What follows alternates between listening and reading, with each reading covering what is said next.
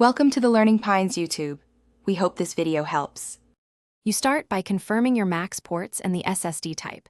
This matters because USB-C and Thunderbolt deliver different speeds.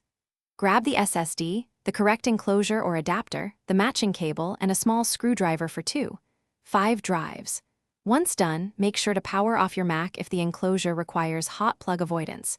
Most Thunderbolt and USB-C enclosures allow hot plug, but check the manual. You're beginning the physical connection now. Do this carefully and keep screws and parts organized. You install the SSD into the enclosure by aligning the connector and seating it gently. Tighten screws and close the case to avoid movement because vibration affects long-term reliability. Next, plug the enclosure directly into a Mac port. Avoid passive hubs to maintain peak throughput.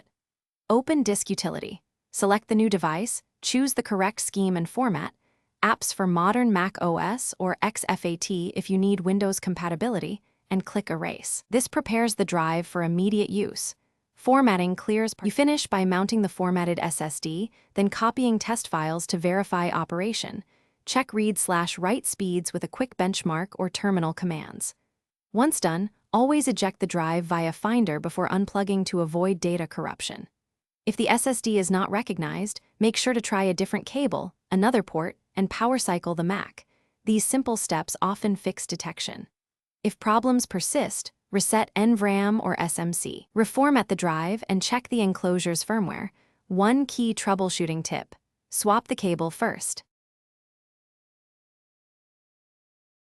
Thanks for watching. Consider subscribing if we helped you.